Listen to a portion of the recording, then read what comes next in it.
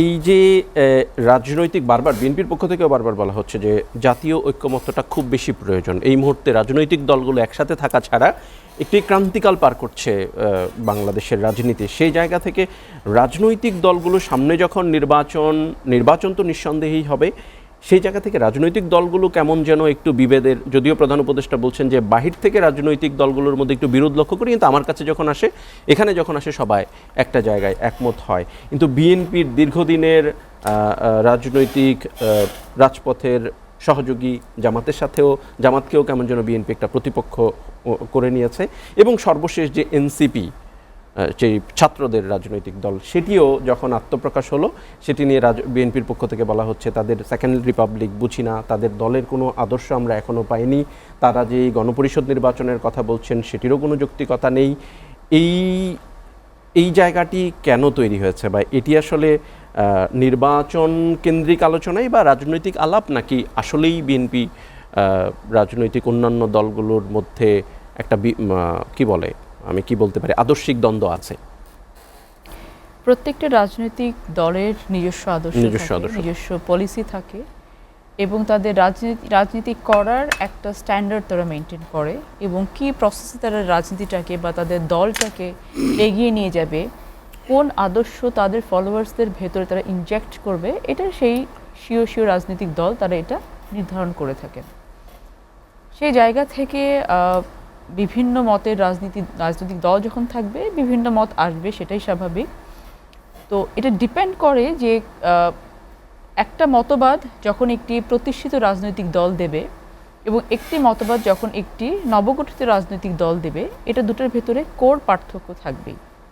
BNP একটি রাজনৈতিক দল, যেটা বলা যায় যে বাংলাদেশে এখন সব থেকে, আওয়ামী লীগকে তো আর দল হিসেবে গণ্য করা যাচ্ছে না, প্রাচীন দল হিসেবে বলা যায়, এবং বিএনপি বহুবার রাষ্ট্র ক্ষমতা পরিচালনা করেছেন, রাষ্ট্র দায়িত্ব পালন করেছে।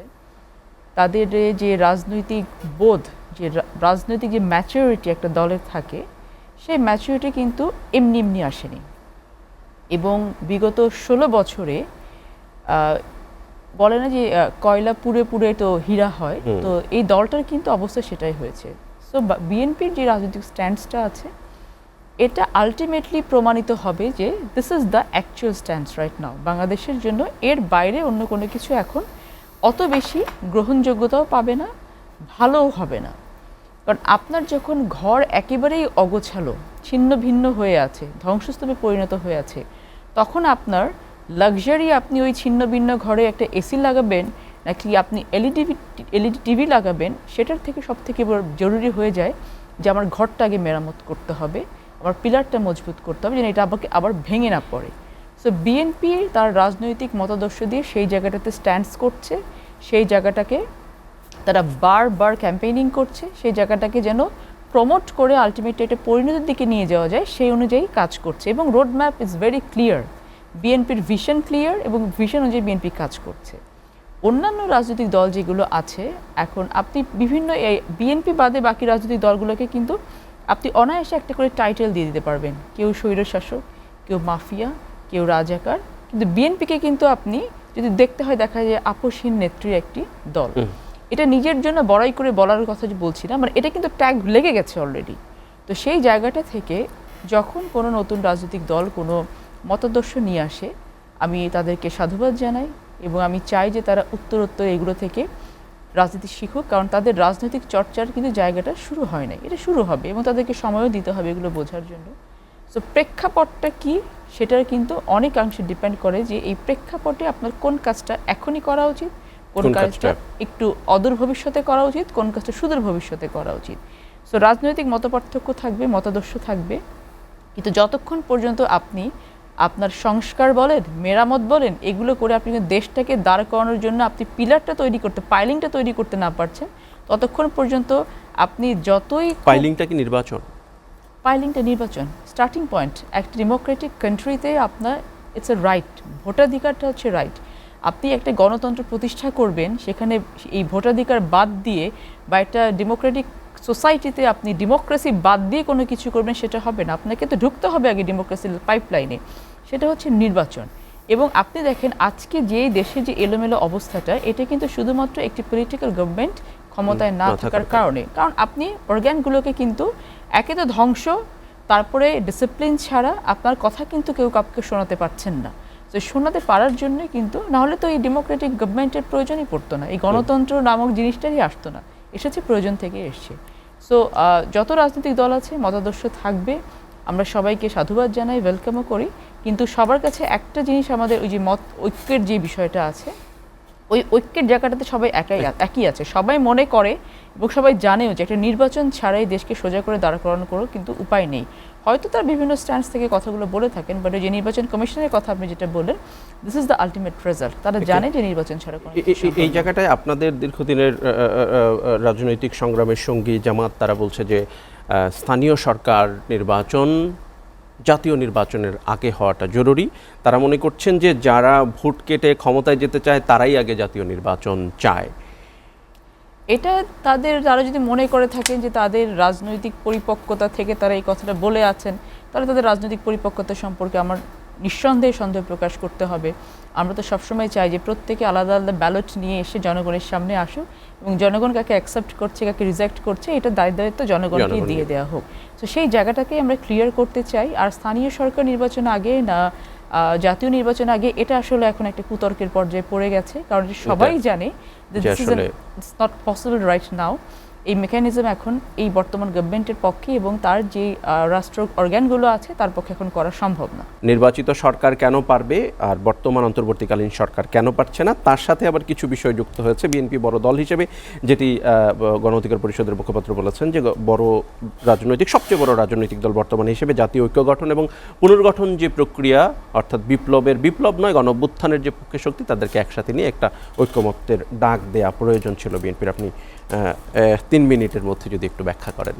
হ্যাঁ, ছোট ভাই ফারুক অনেকগুলো কথা বলেছেন, ওর কিছু ইনফরমেশন গ্যাপ সম্ভবত আছে, সেটা আমি ফুলফিল করার চেষ্টা করছি। তার আগে যেটা আপনি বলেছেন যে স্টেটমেন্টসটা, যে অন্তর্বর্তীকালীন সরকার পারছে না, রাজনৈতিক সরকার পারবে, নির্বাচিত সরকার পারবে, বিষয়টা আসলে সেটা না। বিষয়টা হচ্ছে অন্তর্বর্তীকালীন সরকারের যে ম্যান্ডেটটা আছে, এই ম্যান্ডেটটা সব কিছু কভার করে না। সো আপনি বর্তমানে বাংলাদেশে ফরেন ইনভেস্টমেন্ট একেবারে জিরোতে চলে গেছে। আমি তো ফরেন অ্যাফেয়ার্স কমিটিতে আছি, আমরা যখন বিভিন্ন এমবাসিতে গুলোতে বসি, আমরা যখন ওদের অফিসারদের সাথে কথা বলি, তারা কিন্তু বলে যে স্টেবিলিটি দরকার, একটা অনিশ্চয়তা। এটা কিন্তু খুব বেসিক জিনিস। এটা বোঝার জন্য আপনাকে রকেট সায়েন্স পড়তে হবে না। সেই জায়গা থেকে যেটা, যে আপনি সব কিছু চাইলেও একটা অন্তর্বর্তীকালীন সরকার এটা করে উঠতে পারবে না। আপনি যে ইনিশিয়েটিভ এখন নেবেন, এটাকে পরবর্তী পার্লামেন্ট কর্তৃক রেটিফাই হয়ে আসতে হবে। This is the procedure. এটার বাইরে বেরিয়ে যাওয়ার আপনার কোনো স্কোপ নেই। সেক্ষেত্রে বলার চেষ্টা করা হয়েছে যে এই গভর্নমেন্ট যে সিচুয়েশনে বাংলাদেশে হাল ধরেছেন, সেটা না ধরলে বাংলাদেশের কী অবস্থা হতো সেটা আমরা সবাই জানি, এবং আমরা সেটা আন্তরিকভাবে কৃতজ্ঞ, এবং সেটা নিয়ে কারো কোনো দ্বিমত নেই। কিন্তু তাদের পক্ষে যে সংস্কার বলেন, মেরামত বলেন, কোনো কিছু এটা এই সরকার না, কোনো একলা সরকারের পক্ষে করা সম্ভব না। অনগোয়িং প্রসেস, এক সরকার শুরু করে আরেক সরকার কন্টিনিউ করে, সেটাই স্বাভাবিক হয়ে থাকে। সো ওই জায়গাটাকে ওভাবে আমরা অ্যাড্রেস করার চেষ্টা করেছি। দ্বিতীয় কথা আসি যে বিএনপি একটি বড় রাজনৈতিক দল হিসেবে দায়িত্ব। 5 তারিখের আগে এবং পরে বিএনপির চাওয়া, বিএনপির যে রোড ম্যাপ, বিএনপির যে ভিশন, কোনো কিছুতে কোনো চেঞ্জ আসেনি। বিএনপির যে 31 দফা, সেই 31 দফা কিন্তু প্রত্যেকটা রাজনৈতিক দলের সাথে মিলে করা হয়েছে। 5 তারিখের পরে ইন্ডিভিজুয়ালি প্রত্যেকটা রাজনৈতিক দলকে নিয়ে বসা হয়েছে, ঐক্যমত্যের ডাক প্রতিদিনই দেয়া হচ্ছে। এখন ছোট ভাই ফারুক কি কারণে, এটা হয়তো তার কাছে ইনফরমেশন গ্যাপ, জেলায় কর্মশালা হচ্ছে, প্রতিটা কর্মশালা মানে কি, এটা ইন্টেন্স ওয়েতে এটা করা হচ্ছে শুধুমাত্র একটা বিষয় বোঝানোর জন্য। কখনো বলা হয় নাই আমরা ক্ষমতায় গেলে এটা করব, বলা হয়েছে দিস ইজ দ্য ক্রাইটেরিয়া। এটি রাষ্ট্রকে মেরামত করার জন্য এই 31টা দফা, যে দলই সরকার পরিচালনা, রাষ্ট্র পরিচালনার দায়িত্ব আসুক না করো, তারা এইটা যদি করতে পারে তাহলে কিন্তু বাংলাদেশটা এগিয়ে যেতে পারবে। সো একটি দল, রাজনৈতিক দল, যে 17 বছর ধরে নির্যাতিত হয়ে লক্ষ লক্ষ মামলা, লক্ষ লক্ষ নেতাকর্মীর নামে ভেঙে ফেলার আপ্রাণ চেষ্টা, দাঁড়িয়ে আছে, কোনো কিছুই করতে পারেনি, সেই রাজনৈতিক দলের এতগুলো ইনিশিয়েটিভকে যদি আমরা চোখে না দেখি, শুধুমাত্র সমালোচনার খাতিরে সমালোচনা করে আলটিমেটলি ক্ষতিগ্রস্ত দেশ হবে। এখানে একটু আমি মনে হয় বেশি সময় নেই, আমি জানতে চাই যে ফারুক ভাই যেটি বারবার বলার চেষ্টা করেছিলেন যে ঐক্যমত্য এবং জাতীয় ঐক্য, বিএনপির 31 দফার একটি দফা হচ্ছে জাতীয় সরকার গঠন করা। বিএনপি যদি সংখ্যাগরিষ্ঠতা পায়, একা যদি সংখ্যাগরিষ্ঠতা হয়, তারপরেও কি জাতীয় সরকার? ধরেন বিএনপির স্ট্যান্সটা হচ্ছে যে সকল গণ অভ্যুত্থান এবং যত নির্যাতিত দল আছে প্রত্যেককে নিয়ে জাতীয় সরকার গঠন করা। এখন আপনি সরকারে থাকবেন না বিরোধী দলে থাকবেন, ইট ডিপেন্ডস অন ইউ। এবং বিএনপি সেটাকে ওয়েলকাম করে যে একটি শক্তিশালী বিরোধী দল যেন অবশ্যই থাকে, যেটা পার্লামেন্টটাকে একটা ওয়ার্কেবল ফাংশনাল পার্লামেন্ট করবে। সো বিএনপি তো সেই পথে আগাচ্ছে এবং এটা কিন্তু মুখের কথা, এটা ভিজিবল আছে। কোন রাজনৈতিক দল বাংলাদেশে এখন পর্যন্ত একটা ভিশন দিতে পেরেছে বাংলাদেশের জনগণকে, বা একটা রোডম্যাপ দিতে পেরেছে যে দিস ইজ দ্য থিং তোমাদের সামনে আছে ভবিষ্যৎ বাংলাদেশ গড়ার জন্য, আমরা দল হিসেবে এই কাজগুলো করার জন্য আমরা ইনিশিয়েটিভ নিয়েছি? কেউ কিন্তু দিতে পারেনি। তো সমালোচনার খাতিরে সমালোচনা আমরা না করে আমার মনে হয় যে ঐক্যমতের যে ডাকটা দেয়া হচ্ছে, এখানে সবার একমত হয়ে রিয়েলিটিটাকে এখন আমাদের কিন্তু রিয়েলাইজ করা, এবং এই যে পুনর্গঠনের কথা যেটি বলা হচ্ছে সেটি বিএনপির, আপনি যেটি বলছেন যে 31 দফা একেবারেই পরিষ্কার যে দেশ পুনর্গঠনের, এবং এটা কিন্তু বিএনপির না, সকল রাজনৈতিক দলের সাথে আলাপ করে সেটি 3টা দফা বাড়ানো হয়েছে, 2 বছর আগে সেটি দেয়া হয়েছে, সেটি 5 আগস্টের পরে। এবং বর্তমানে যে সংস্কারের যে ক্রাইটেরিয়াগুলো আসছে, যে পয়েন্টসগুলো আসছে, আপনি দেখবেন যে উচ্চকক্ষ নিম্নকক্ষের যে বিষয়গুলো আসছে সবগুলোই। So this is the maturity of a political party, যে তারা ভিশন করতে পারছে, যে ভবিষ্যতে তাদের ফোর্সই করতে পারছে যে আসলে কি করলে আলটিমেটলি বাংলাদেশ নিজের পায়ে দাঁড়াবে। কিন্তু অন্যান্য রাজনৈতিক দলগুলো, যেটি বিএনপির 31 দফায়ও নাই, অন্যান্য রাজনৈতিক দল এবং সংস্কার কমিশন থেকে আসছে যে প্রপোর্শনাল ভোটিং সিস্টেমের যেই আলোচনাটি এসছে, এটি বিএনপি কখনোই, কারণ হচ্ছে এটা এখন পসিবল না। যে স্ট্রাকচার আপনার দরকার এই আনুপাতিক নির্বাচনের ক্ষেত্রে, সেটা বাংলাদেশের মতো এখন এই যে একেবারে ভগ্নদশায় যে দেশ দাঁড়িয়ে আছে, ওই যে আমি আপনাকে যেটা বললাম যে এসি লাগাবো নাকি এলইডি টিভি লাগাবো নাকি আমি পাইলিংটা ঠিক করতে হবে, সেই জায়গায় এখন আপনার ওই লাক্সারি করার মতো জায়গাটা আসলে একেবারে